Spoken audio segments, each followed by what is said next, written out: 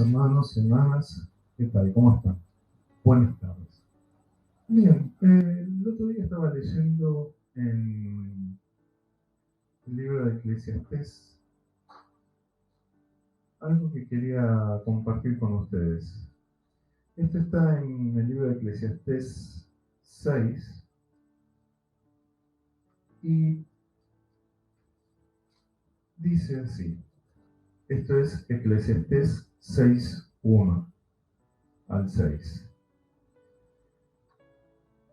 Hay un mal que he visto debajo del cielo y muy común entre los hombres, el del hombre a quien Dios da riquezas y bienes y honra, y nada le falta de todo lo que su alma desea, pero Dios no le da la facultad de disfrutar de ello, sino que lo disfrutan los extraños. Esto es vanidad y mal doloroso. Aunque el hombre engendrare 100 hijos y viviera muchos años, y los días de su edad fueren numerosos, si su alma no se sació del bien y también careció de sepultura, yo digo que un abortivo es mejor que él. Porque este en vano viene y a las tinieblas va, y con tinieblas su nombre es cubierto. Además no ha visto el sol ni lo ha conocido. Más reposo tiene este que aquel. Porque si aquel viviere 1000 años 2 veces, sin gustar del bien, ¿no van todos al mismo lugar? Gloria a ti, Señor. Y veía este texto, ¿no? Y meditaba sobre esto un poco para mi vida, un poco por algunos casos que conozco, de gente que, como describe acá la palabra, ¿no? Gente que, digamos, tiene muchos bienes, tiene muchas propiedades. Me comentaban del caso de unos hombres, de una familia, que eran dueños de varios edificios y tenían varias propiedades, y sin embargo ellos no podían disfrutar de todo eso que tenían. Y no solo no podían disfrutarlo, sino que directamente ocurría que no podían ni siquiera irse de vacaciones, por ejemplo. O sea, estaban tan ocupados, tan afanados en el tema de cuidar todos esos bienes, que ni siquiera podían disfrutarlos. Y me acuerdo tiempo atrás de un hombre que ocupaba un puesto importante dentro de un banco. Y un día me invitó a que fuera a hacer ahí arreglarle unas cosas de una computadora en su casa. Y él se demoró un poco en llegar. Yo me quedé esperando ahí. Tenía una casa, un departamento en realidad, que tenía vista hacia el río. Y yo me quedé en la azotea contemplando esa vista mientras lo esperaba que él llegara. Cuando él me encuentra y me ve así, lo primero que sale, era un hombre ya grande, ¿no? Y lo primero que sale de su boca es: toda mi vida yo trabajé para poder estar así como estás vos, para poder sentarme a disfrutar de la vida, y no puedo hacerlo. Entonces, pensaba un poco en esto, ¿no? Y un poco también en mí mismo, que a veces yo a veces por ahí me afano, me ocupo mucho de temas de trabajo u otras cosas, y digo: Señor, ¿por qué puede ocurrir esto?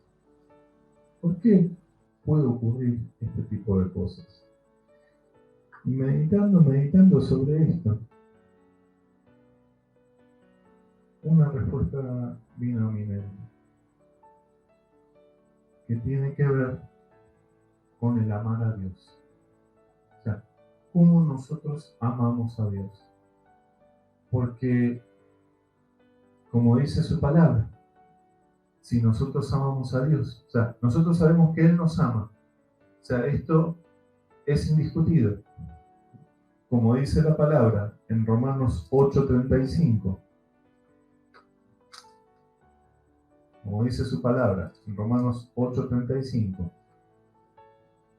dice: ¿quién nos separará del amor de Cristo? ¿Tribulación o angustia o persecución o hambre o desnudez o peligro o espada? Como está escrito: por causa de ti somos muertos todo el tiempo. Somos contados como ovejas del matadero. Antes en todas estas cosas somos más que vencedores por medio de aquel que nos amó.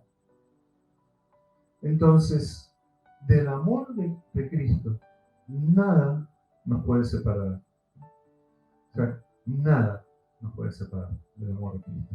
Si nosotros creemos en Él y confiamos en Él, nada nos puede separar de su amor.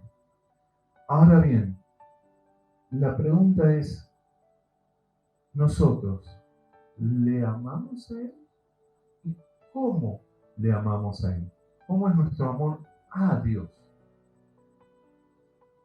Y ahí es donde a veces radica el problema.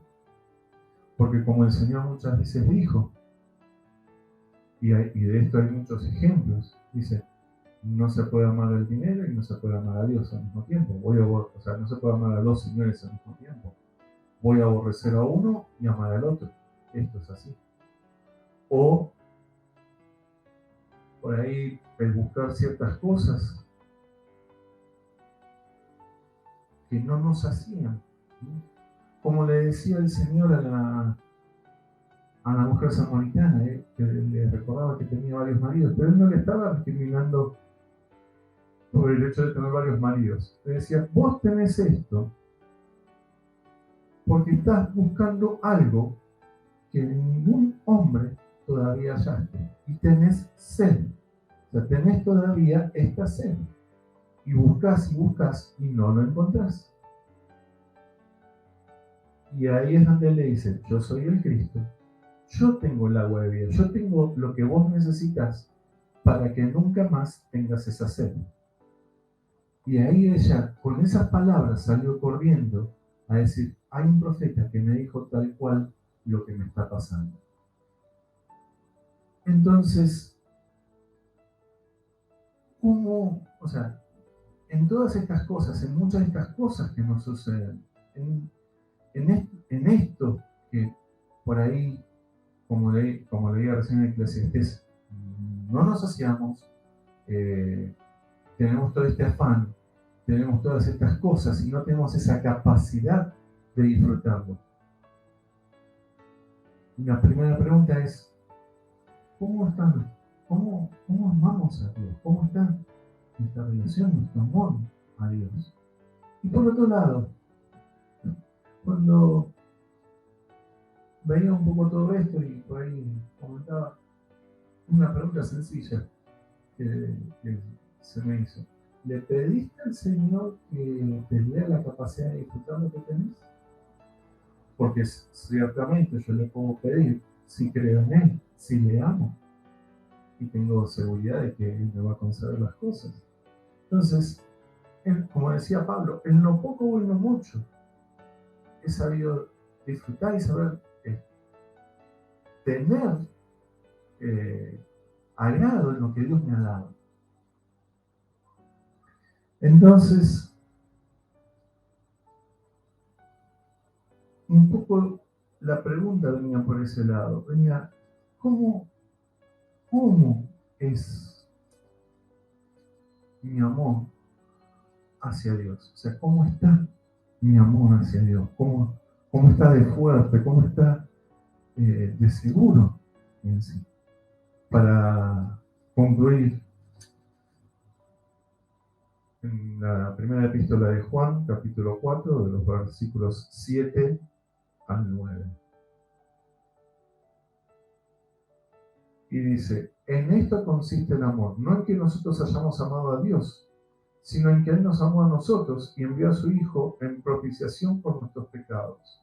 O sea, el primero que nos amó no fuimos nosotros, fue Él que envió a su Hijo. Y ahora, de nuestra parte, ¿cómo correspondemos con ese amor? ¿Cómo reflejamos ese amor que Él ya tuvo hacia nosotros? ¿Cómo lo mostramos? ¿Nos amamos unos a otros? ¿Amamos a nuestro hermano? ¿Amamos a nuestro prójimo? ¿Nos amamos a nosotros mismos? ¿Tenemos un correcto amor propio? Y por sobre todas las cosas, ¿amamos a Dios? Porque como Él dijo, 12 de los mandamientos importantes, dijo el Señor Jesús. Amar a Dios con toda tu mente, con toda tu alma y con todas tus fuerzas.